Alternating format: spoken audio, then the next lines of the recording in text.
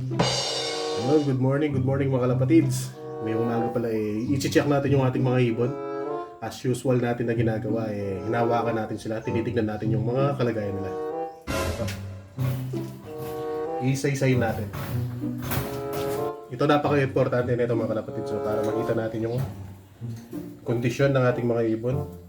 Yan. Malulusog naman. Namumulbos na. Ready to breed na. Ayan, ganda ng katawan.